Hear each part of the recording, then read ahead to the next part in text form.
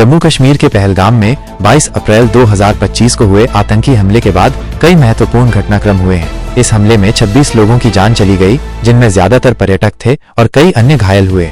ताजा घटनाक्रम, गिरफ्तारियां। पहलगाम हमले को लेकर सोशल मीडिया पर आपत्तिजनक पोस्ट करने के आरोप में झारखंड के बोकारो से एक युवक को गिरफ्तार किया गया है। आरोपी ने पाकिस्तान और लश्कर तैयबा की तारीफ की थी।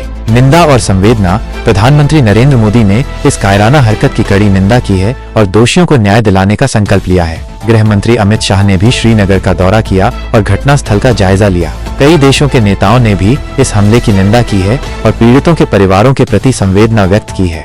भारत की प्रतिक्रिया। भारत सरकार इस हमले को लेकर सख्त रुख अपना रही है। सुरक्षा मामलों की कैबिनेट समिति CCS की बैठक हुई है, जिसमें इस हमले पर चर्चा की गई।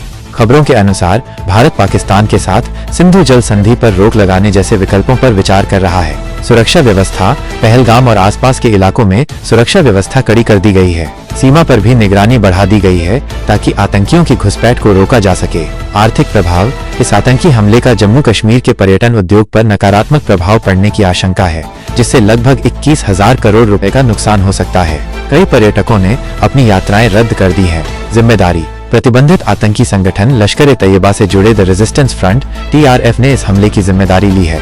हमले का विवरण। यह हमला 22 अप्रैल 2025 को दोपहर लगभग 2:45 बजे पहलगाम के बैसरन घाटी में हुआ। 4-6 आतंकियों ने सेना पुलिस की वर्दी में पर्यटकों के एक समूह पर अंधाधुंध फायरिंग की। आतंकियों ने पर्यटकों से उनके नाम और धर्म पूछकर उन्हें निशाना बनाया। यह हमला कश्मीर में सामान्य होते हालात के लिए एक बड़ा झटका है और इसने क्षेत्र में सुरक्षा को लेकर चिंताएं बढ़ा दी हैं। पहलगाम में हुए आतंकी हमले के बाद प्रधानमंत्री नरेंद्र मोदी ने कड़ी प्रतिक्रिया दी है। उनके द्वारा दिए गए कुछ महत्वपूर्ण बिंदु इस प्रकार हैं।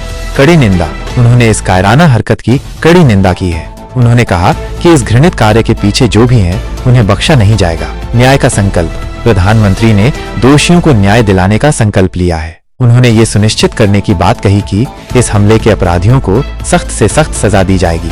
आतंकवाद के खिलाफ लड़ाई।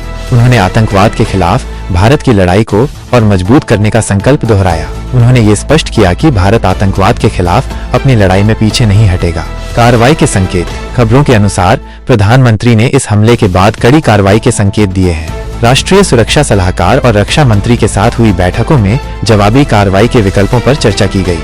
अंतर्राष्ट्रीय समर्थन। उन्होंने बताया कि इस हमले के बाद भारत को विश्व के कई देशों से समर्थन मिला है। प्रधानमंत्री मोदी ने यह स्पष्ट किया है कि भारत इस आतंकी हमले को गंभीरता से ले रहा है और दोषियों के खिलाफ कड़ी कार्रवाई की जाएगी।